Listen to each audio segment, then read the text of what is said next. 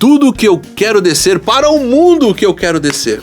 Parece que às vezes a situação da vida tá tão complicada que a forma mais fácil é desistir. E eu quero convidar você a estudar comigo Ruth capítulo 3 e vermos pessoas que, em meio a situações muito complicadas da vida, se uniram, tiveram comunhão e com isso produziram coisas muito boas para a vida delas e também para a sociedade. E quero convidar você então, se você ainda não é inscrito aqui no nosso canal, se inscreve aí, ativa o sininho. Aqui no nosso canal tem mensagens muito edificantes todos os dias para a sua vida.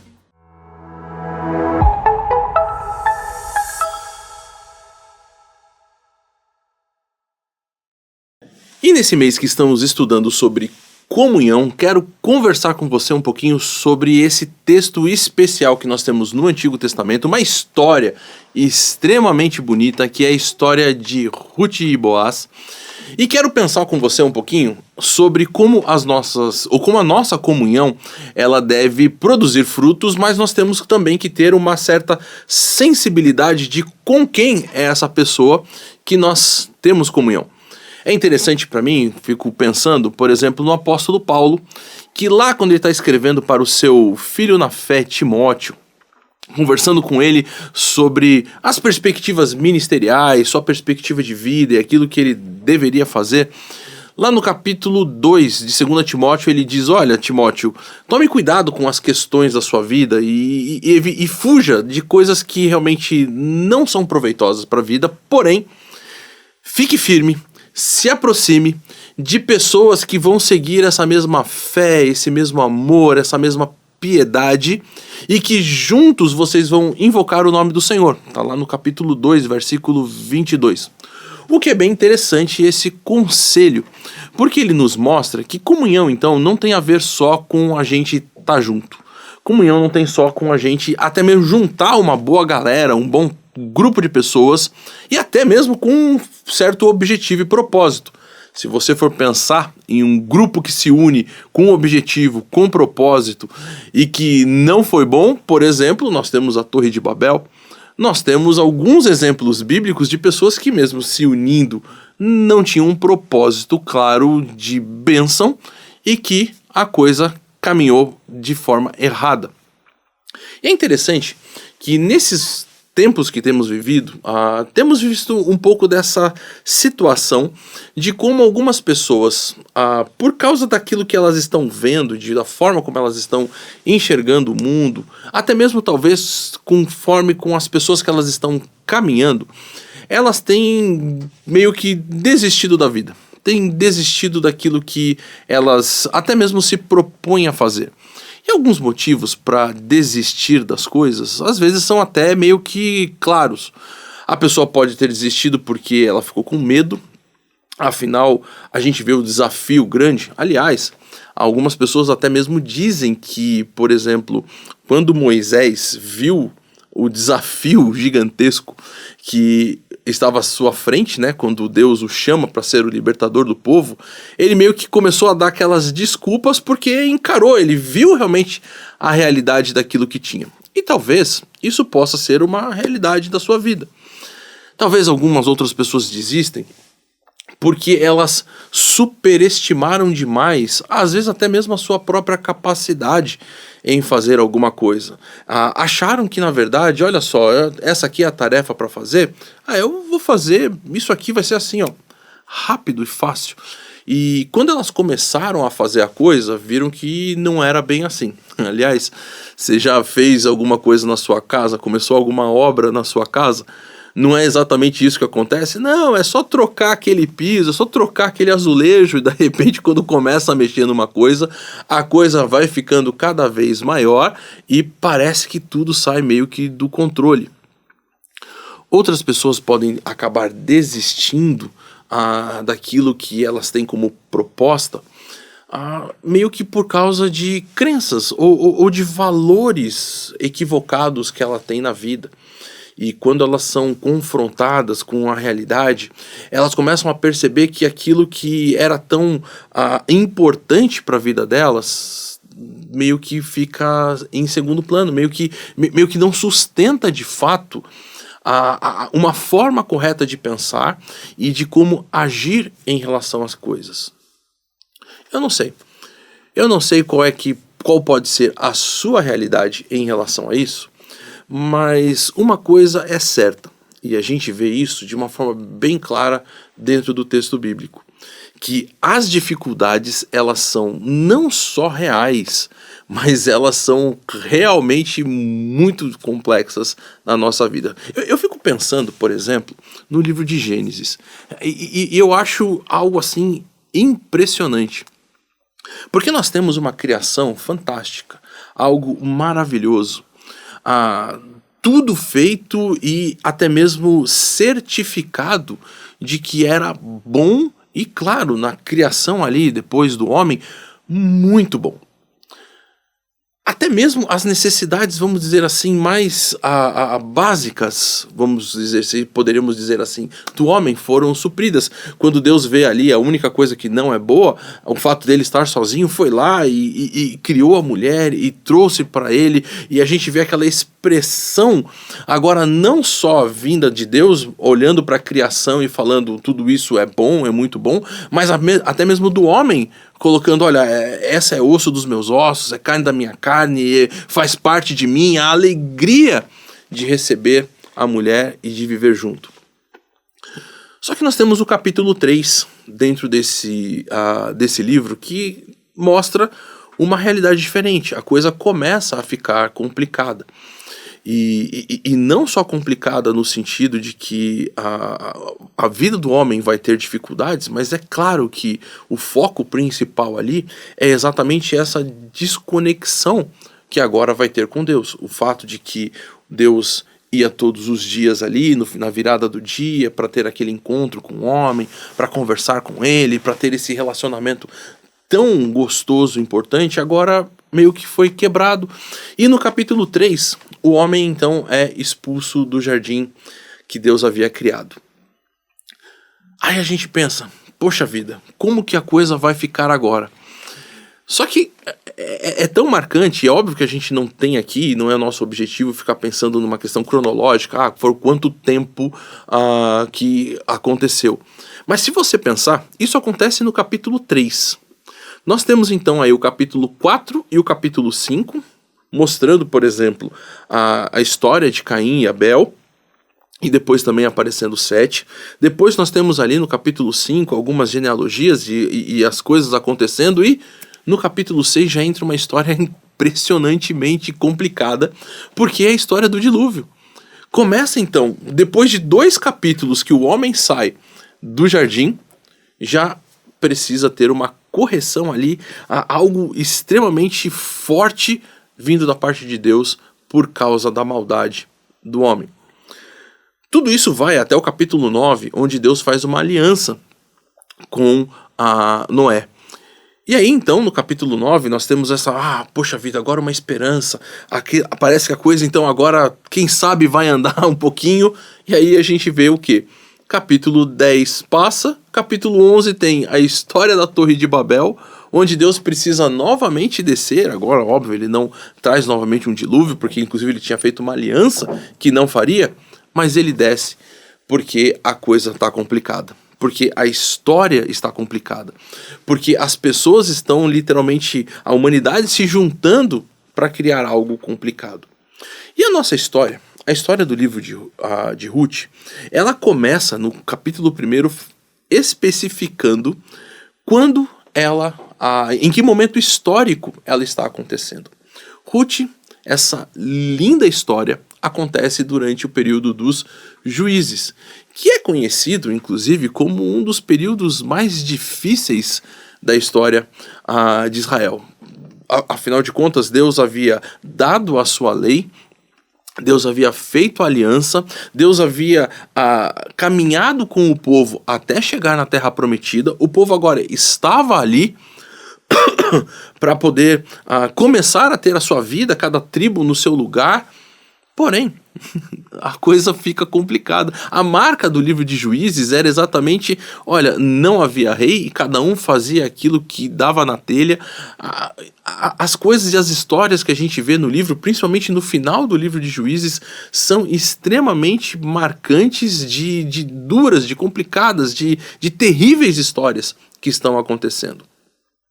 A gente sabe que nesse meio todo e naquilo que estava acontecendo, havia claramente um distanciamento exatamente de Deus. No capítulo 2 de Juízes já fala sobre isso, o fato de que a geração nova não sabia a respeito do Senhor e não caminhou com o Senhor. E quando a gente chega inclusive no livro de 1 Samuel, isso fica claro quando o povo pede um rei. Samuel achando como esse último juiz, falando, olha, o povo me rejeitou, e Deus fala assim, calma Samuel, a coisa não é contigo. Pelo contrário, o povo rejeitou a mim. Então a gente percebe um momento histórico tão complicado onde esse livro está inserido.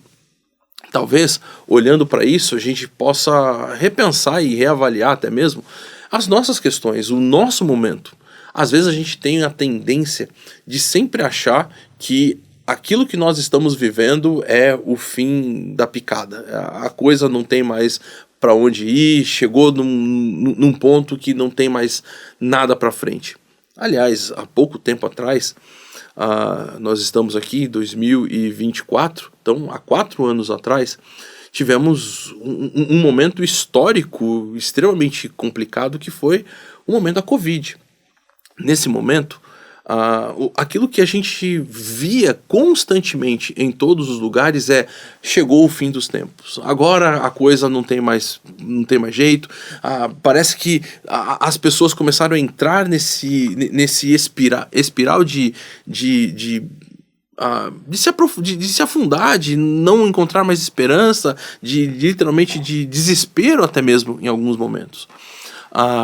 E o livro de Ruth, para mim, ele é marcante porque ele nos mostra uma história de pessoas. Nós temos 3 aí personagens extremamente importantes, que é Noemi, a sogra, Ruth, aquela que é chamada de a Moabita, e Boaz, que é um israelita que está vivendo ali naquele momento, e 3, então, pessoas ali vivendo num momento de extrema complicação, de dureza de vida, mas que decidem, não só através dessa união a fazer, mas cada um em particular decide obedecer ao Senhor, fazer aquilo que é o correto diante dele, e se unem, inclusive, e fazem a mudança na história.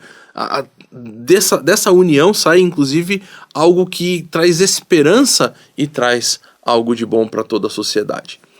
Ruth, então, é a história de pessoas que, assim como Paulo orienta Timóteo, que se juntam através de amor, através de esperança, através da piedade, através de saber aquilo que é o certo a fazer, para invocar o Senhor e fazer aquilo que é o certo.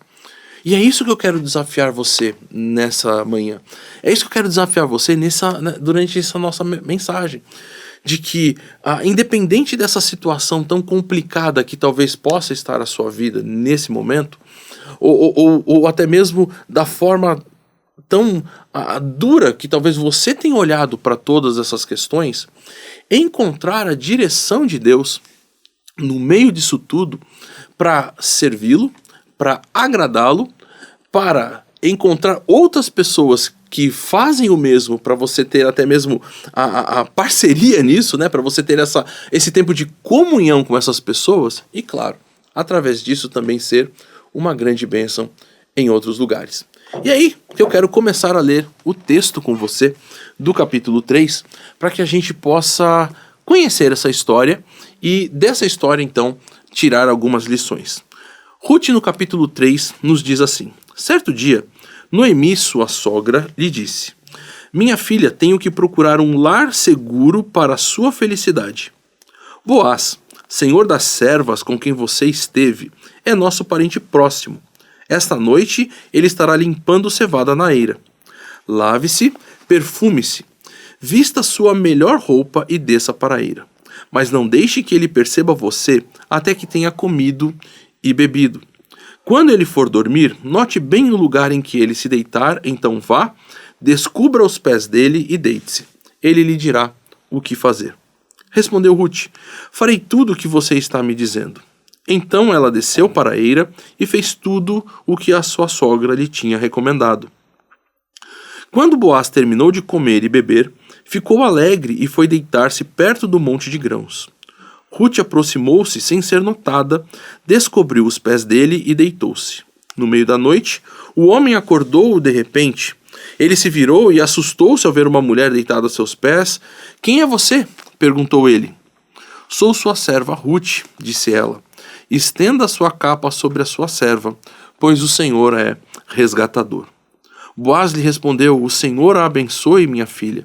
Esse seu gesto de bondade é ainda maior do que o primeiro, pois você poderia ter ido atrás dos mais jovens, ricos ou pobres. Agora, minha filha, não tenha medo. Farei por você tudo o que me pedir. Todos os meus concidadãos sabem que você é uma mulher virtuosa. É verdade que sou resgatador, mas há um outro que é parente mais próximo do que eu. Passe a noite aqui. De manhã veremos. Se ele quiser resgatá-la, muito bem. Que resgate. Se não quiser, juro pelo nome do Senhor que eu a resgatarei. Deite-se aqui até de manhã. Ela ficou deitada aos pés dele até de manhã, mas levantou-se antes de clarear para não ser reconhecida. E Boaz pensou: ninguém deve saber que esta mulher esteve na eira. Por isso disse: traga-me o manto que você está usando e segure-o. Ela o segurou, e o homem despejou nele 6 medidas de cevada e o pôs sobre os seus ombros. Depois ela voltou para a cidade. Quando Ruth voltou à sua sogra, essa lhe perguntou: como foi, minha filha? Ruth lhe contou tudo o que Boaz lhe tinha feito e acrescentou: ele me deu essas 6 medidas de cevada, dizendo: não volte para sua sogra de mãos vazias. Disse então Noemi: agora espere, minha filha, até saber o que acontecerá. Sem dúvida, aquele homem não descansará enquanto não resolver esta questão hoje mesmo. O que eu acho impressionante, no comecinho já desse capítulo, é percebermos a preocupação de Noemi com Ruth. Essa preocupação, se você lembrar, é a mesma que ela teve lá no capítulo 1, quando a coisa estava extremamente complicada, quando as mortes foram anunciadas. Noemi morava com seu marido, Elimeleque, e seus 2 filhos, na terra de Israel, e eles então saem e vão para Moabe porque uma grande fome está acontecendo ali. Chegando lá, os filhos casam com mulheres de Moabe. Depois o marido e os 2 filhos morrem. E Noemi então vira para suas 2 noras e fala: olha, voltem para a casa dos seus pais. Voltem para a segurança, inclusive, no capítulo 1, versículo 9, ela usa até mesmo essa mesma expressão sobre um lar seguro. Voltem para aquilo que poderia ser a sua segurança. E naquele momento a gente percebe então que Noemi não encontra esperança e segurança até mesmo na sua própria casa. Ela não tem esperança de que ela vai voltar e que Deus vai agir em relação a tudo isso. Mesmo vendo que Deus estava novamente se voltando para o povo de Israel, por isso que ela decide voltar, ela prefere despedir as suas noras. Porém, nós sabemos a história, Ruth decide ir com a sua sogra, e inclusive ela faz uma daquelas palavras tão bonitas do Antigo Testamento: olha, onde você for eu irei, o seu Deus será o meu Deus e eu estarei contigo. É muito bonito a gente ver essa forma como Ruth ela decide realmente ficar com a sua sogra e ir com ela de volta para Israel. Quando chega no capítulo 2, a Ruth ela percebe que precisa agir em relação a algo bastante objetivo: fome. Ela precisa ir buscar alimento tanto para ela quanto também para sua sogra Noemi. Quando ela sai, ela vai exatamente para o campo de Boaz. E lá ela encontra a segurança, lá ela encontra a possibilidade de não só colher os seus grãos, não só de ter o seu alimento, mas inclusive um homem que age com bondade para com ela, suprindo as necessidades e protegendo tanto a Ruth como também a sua sogra Noemi. Quando chega então nesse capítulo 3, nós vemos que toda essa ação do capítulo 2 traz para a Noemi uma mudança de perspectiva. Olha, eu quero que você tenha um lar seguro, eu quero poder prover aquilo que ela tinha dito lá no capítulo 1. Olha, mesmo que eu tenha filhos agora, como é que vai ser? Vocês vão ficar esperando para isso? Ela tentou resolver os problemas e ver as coisas através somente da sua ótica. Agora, ela está vendo, inclusive, a lembrança daquilo que a lei estipula e percebendo que o agir de Deus é a solução para o problema que ela está vivendo. Afinal de contas, uma das leis que nós temos no Antigo Testamento é essa lei que é chamada de lei do levirato. A lei do levirato, você tem ela no capítulo 25 do livro de Deuteronômio, especificando essa questão, e nós temos inclusive um exemplo bem vívido disso lá no livro de Gênesis, no capítulo 38, quando essa realidade de que uma mulher foi deixada, né, e ela não tinha ali o seu filho, que o parente mais próximo deveria resgatar, deveria cuidar disso. Isso fazia parte daquilo que era cultural do tempo bíblico. E o que a gente vai ver agora? A gente vai perceber que Ruth, ela relembra disso e ela vai buscar na lei do Senhor, buscar nas orientações que Deus deu para o seu povo a solução do problema. A solução então não era desistir. A solução não era fazer aquilo que talvez parecesse o mais fácil naquele momento de, olha, volta lá para casa do seu pai e inclusive eu agora não tenho mais nenhuma obrigação para contigo. Na lei mesmo que Deus havia dado, havia todo o mecanismo pronto para resolver esse problema. Esse desejo de Noemi, agora, de olhar novamente para as Escrituras, né, olhar para aquilo que tinha da lei, de fazer aquilo que é o certo, me lembra aquilo que, por exemplo, o apóstolo João fala lá na sua primeira carta, a respeito até mesmo de comunhão. Não só o que nós já falamos de Paulo, falando sobre Timóteo, olha, busque se encontrar com pessoas que vão junto com você seguir a fé, o amor, a justiça, a piedade, vão invocar o nome do Senhor, mas João vai nos dizer que, olha, eu estou escrevendo porque eu quero ter comunhão com vocês, e a comunhão é a gente com o pai e o filho, é ligados todos nós juntos, é estarmos nessa rede, vamos dizer assim, onde não estamos simplesmente vivendo sozinhos ou vivendo à toa, mas vivendo com outras pessoas aquilo que é a nossa relação e o reflexo da nossa comunhão com o próprio Deus, com aquilo que Ele estabeleceu pra gente, com o nosso relacionamento com Ele.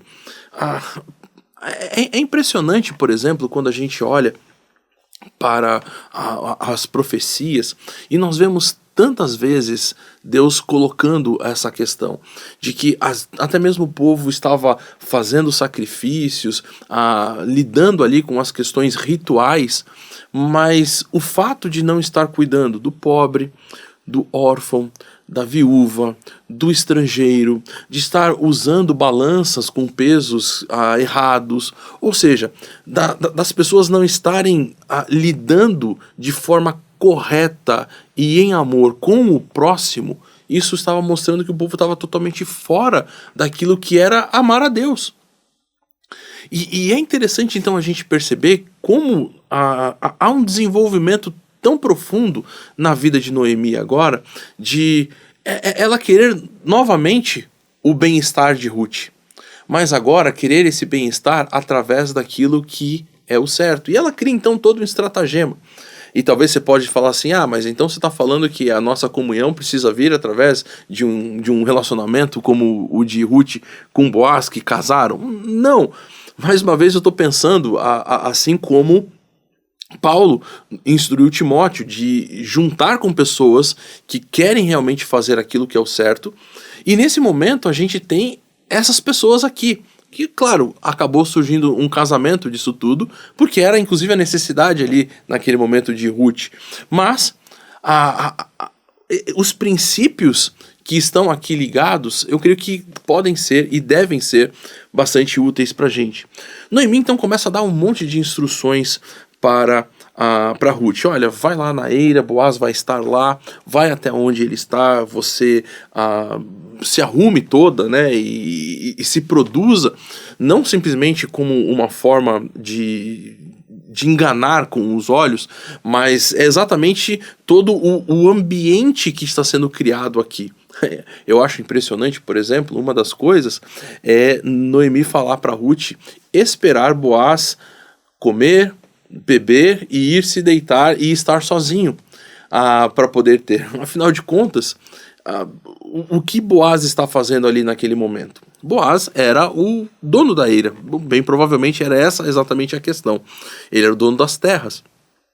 E a eira, esse lugar onde depois era então ali debulhado a cevada, o trigo, o cereal, era muito importante que o dono do lugar, no fim do dia, ficasse ali, inclusive, é óbvio, para a própria proteção de todo o trabalho que havia sido feito durante o dia. É por isso que, por exemplo, para mim, uma das coisas que eu já ouvi algumas pessoas falarem, a questão era pegar Boaz de cara cheia, né? Afinal, ele tinha comido e bebido, e aí então automaticamente isso significa que ele tenha ficado totalmente bêbado e fora de si.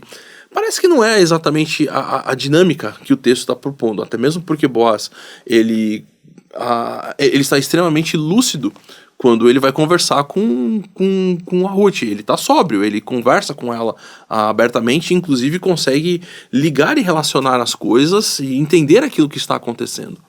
Mas a Noemi, ela proporciona tudo isso. Afinal de contas, ele, como o dono do campo, ele colheu, ele trabalhou, e agora ele está como, nesse momento, feliz por toda a realização que ele tinha produzido durante o dia. De ter agora, inclusive, ido para o seu canto dormir. A Noemi fala para ela, inclusive, olhar bem o lugar que ele está deitando, provavelmente porque teriam outras pessoas também ali naquele lugar, e ela ir certeira naquele que seria o que resolveria o seu problema ou que lidaria com a questão. Ruth faz exatamente aquilo que Noemi orientou. Ela vai, ela espera Boaz terminar a sua alimentação e ir então para dormir ali perto do lugar onde ele protegeria todo o trabalho que foi realizado durante o dia. E então ela chega e faz exatamente aquilo que tinha mandado. Olha, foi lá, descobriu, né, os pés de Boaz e se deitou. E aí eu acho muito bacana a forma como a coisa vai agora apresentar essa questão desse caráter de Ruth e também de Boaz, que já tinha sido apresentado no capítulo 2 como um homem rico e influente. E essa palavra que foi usada ali como influente é exatamente aquela palavrinha hebraica bastante conhecida, Rahil, que aparece em Provérbios capítulo 31 para mulher virtuosa, e aqui agora no capítulo 3 também vai aparecer para Boaz. Foi feita, assim, uma tradução diferente por causa das possibilidades de tradução que essa palavra apresenta, mas Boaz é chamado também desse homem, se a gente fosse usar a mesma tradução, desse homem virtuoso, um homem de um caráter aprovado, um homem que inclusive a Noemi vai falar, olha, ele sabe exatamente o que tem que fazer, e siga as orientações dele, porque ele vai fazer aquilo que é o certo em relação a você. Quando Boaz acorda e pergunta quem tá aí, né? Quem é você? A Ruth responde, olha, eu sou sua serva Ruth. E eu vejo aqui uma mudança muito boa, que fica realmente como uma lição bem especial. Porque no capítulo 2, quando Ruth ela chega nos campos de Boaz para começar a colher as espigas, Boaz pergunta para os seus empregados ali quem é aquela mulher, de quem inclusive ela é, né? E a resposta deles é, olha, ela é a Ruth, a Moabita. Até aparece primeiro esse, como se fosse um título, como se fosse essa alcunha daquilo que, como ela era reconhecida, Ruth é a Moabita. Agora, no capítulo 3, Ruth responde, olha, eu sou a sua serva Ruth, e Boaz já automaticamente vai colocar, olha, o Senhor abençoe minha filha. E ele vai expressar, todos aqui na nossa sociedade reconhecem você como uma mulher virtuosa. Todos os concidadãos meus conhecem você como uma mulher virtuosa. Ruth parece realmente que demonstrou, ao longo do tempo que ela esteve ali, as virtudes do caráter dela. De que aquilo que ela tinha dito no capítulo 1, olha, eu vou com você, Noemi, e o seu Deus será o meu Deus, realmente era um fato na vida de Ruth. De que ela estava não só indo e mudando geograficamente a sua localização, mas de que ela estava seguindo realmente os passos desse Deus.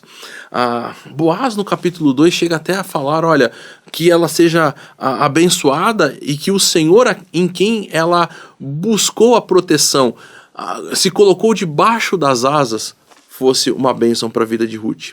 Parece que realmente essa percepção das pessoas a respeito de Ruth era uma verdade que envolvia a forma como Ruth não só se apresentava de forma assim, como uma forma subjetiva, olha, eu sou tal pessoa, mas que ela demonstrava isso com as suas atitudes.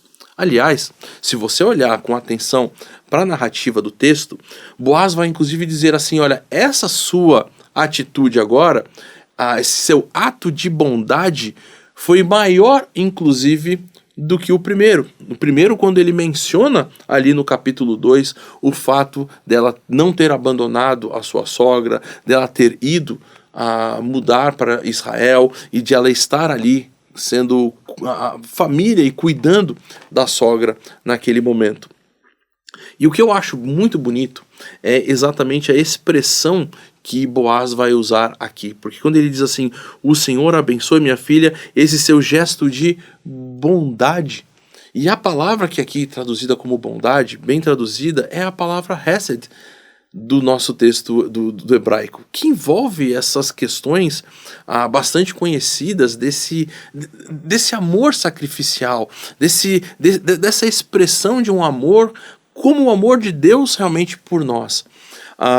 E quando a gente olha para o livro de Ruth, na verdade a gente vê exatamente pessoas que através desse amor elas se unem, elas caminham de acordo com a vontade do Senhor, obedecem à lei do Senhor e se tornam uma grande bênção onde elas estão. Então comunhão tem a ver com essa expressão.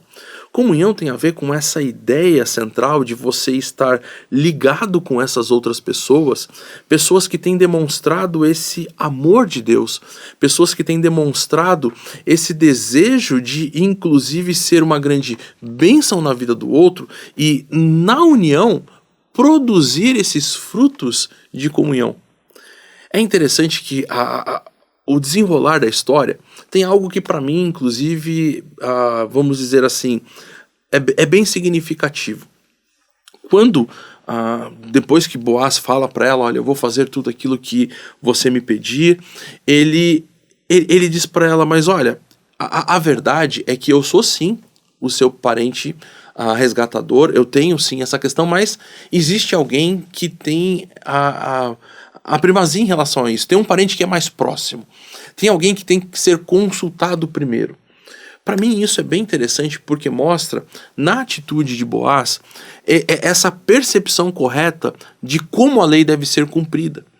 Não é simplesmente, tá bom, já que você veio pedir para mim, e se a gente olhar o texto, ele fala, olha, você poderia ter ido buscar outros mais jovens, né, sendo ricos ou pobres. Parece que talvez pudesse haver uma expressão aí de diferença de idade entre Boaz e Ruth. Mas ele pega e vai colocar essa questão. Vamos primeiro fazer aquilo que é o certo exatamente da forma como a lei está estipulada. Existe um outro que tem esse direito primeiro do que eu. E olha, vamos deixar ele ficar sabendo da situação, vamos consultá-lo. Se ele quiser fazer, eu vou abrir mão disso aí, porque afinal é ele que tem essa primazia. Vamos cumprir a lei da forma correta, exatamente do jeito que ela tem que ser feita. Eu acho isso bastante impressionante da vida de Boaz. Ele não se aproveitou do fato de, poxa vida, afinal tem aqui uma moça, tem essa oportunidade, ou sei lá qual podia ser aquilo que passasse na cabeça dele. Ele estava preocupado em fazer a coisa certa do jeito certo. E isso é expresso não só nessa questão, mas que depois que eles têm a conversa, ele fica preocupado com uma atitude. Ele fala assim, olha, eu preciso proteger inclusive a reputação de Ruth. Agora, ele fala, fique aqui, mas ele fica preocupado. É melhor que as pessoas não fiquem sabendo que ela veio aqui, que ela passou a noite aqui, porque isso pode dar, obviamente, uma interpretação equivocada das coisas. E para mim, pessoal, sendo até bem sincero, essa para mim é uma das coisas que pegam muito para mim. Porque não é só, então, fazer a coisa certa, mas é não deixar brecha para nenhum tipo de interpretação equivocada daquilo que está sendo feito. Fazer a coisa certa, do jeito certo, sem que haja essa possibilidade de falar assim, olha, isso aqui talvez não foi a coisa certa, olha, pode ser que tenha sido de outra forma. Isso para mim me pega porque às vezes parece que a gente só está preocupado, ou eu pelo menos só estou preocupado em fazer o certo. E se eu não fiz nada errado, então as outras pessoas não têm nada a ver com isso. E não é bem assim que a coisa acontece. Boaz para mim é um baita de um exemplo de alguém que está fazendo a coisa certa, do jeito certo, sem dar duplas interpretações, sem dar nenhum tipo de motivo de que alguma coisa errada seja levantada. E aí então o nosso texto caminha para o final. Ruth então volta para a casa da sua sogra. Quando ela chega ali na casa da sua sogra, e ela está na verdade chegando em casa, a Noemi pergunta, como foi minha filha? E é bem interessante porque a expressão que ela usa aqui, mi'at, é exatamente a mesma expressão que Boaz usa quando acorda assustado no meio da noite com alguém no seu pé. É exatamente quem é. E parece, ou alguns até estudiosos colocam, que Noemi tinha tanta convicção de que Boaz faria a coisa certa pelo caráter dele e por aquilo que conhecia a respeito de Boaz, que meio que quando ela pergunta ou como foi, e ela usa essa expressão de que pode ser até traduzida como foi ali nos versículos anteriores, quem é você? Que dá essa questão de, e aí, já aconteceu? É meio que, e aí, você já então, já tá tudo certo para você ser a esposa dele? Eu acho bem forte, bem interessante a gente perceber como a coisa acontece. Você vai ver que o narrador nem dá muita ênfase agora em recontar a história. Ele só diz, olha, Ruth contou tudo aquilo que havia acontecido e automaticamente Noemi falou, fique em paz, agora fique tranquila, relaxa. Descansa. Esse homem não vai descansar. E a gente percebe isso pela própria palavra de Boaz. Boaz ele vai dizer assim, juro pelo nome do Senhor que eu vou fazer aquilo, que eu vou me comprometer com você. Talvez você possa ficar meio assim, mas peraí, mas esse negócio de jurar não é errado? E a expressão que a gente tem ali em hebraico, usado Hai, e aí o nome pactual de Deus ali, Yahvé, Adonai, parece que ele sugere alguma coisa assim, olha, tão certo quanto Deus é vivo, eu vou fazer aquilo que eu estou me comprometendo com você. Tão certo quanto Deus é o Deus do nosso povo, ele existe de fato, eu estou me comprometendo a fazer aquilo que é o certo em relação a você e a sua sogra. Essa atitude de Boaz, essa segurança de Noemi e até mesmo a obediência de Ruth em fazer exatamente aquilo que é o certo, traz essa união de três pessoas distintas, mas três pessoas que estão debaixo da orientação de Deus, que se unem para fazer aquilo que é o certo, e inclusive através dessa união, bênçãos são trazidas para o povo. É dessa união que vai chegar o rei Davi. Aliás, é bem provável que até mesmo a própria narrativa tenha sido escrita, a história acontece na época dos juízes, mas a narrativa do texto tenha sido escrita do tempo da monarquia, para mostrar exatamente esses ancestrais do rei Davi. Mostrar que é uma família que já há tempos vem tomando essa posição de fazer aquilo que é o certo, de se dedicar àquilo que é o certo, de se unir com pessoas que também estão buscando fazer a coisa certa. Talvez em vez de ter a expressão de pare o mundo que eu quero descer, porque afinal de contas a coisa está complicada, porque as situações da vida estão complicadas e você então talvez esteja pensando em é melhor desistir das coisas, talvez como Noemi no começo do texto. Eu quero recomendar para você que você busque Deus, busque um relacionamento com Ele e busque na palavra dEle as orientações corretas daquilo que deve fazer. E mais, que você procure também se encontrar e se relacionar com pessoas para ter uma comunhão com essas pessoas que possa produzir isso para você. Vou fazer um merchan aqui, mas nós na IBNU temos os nossos geeks, Grupo IBNU para a comunidade. É uma ótima oportunidade de você entrar em comunhão com pessoas que têm buscado ouvir da palavra de Deus e colocar a palavra de Deus em prática na vida e que semanalmente ou quinzenalmente se encontram exatamente para conversar, para orar juntos e pensarem juntas como é a melhor forma de fazer aquilo que é o certo. Que Deus te abençoe.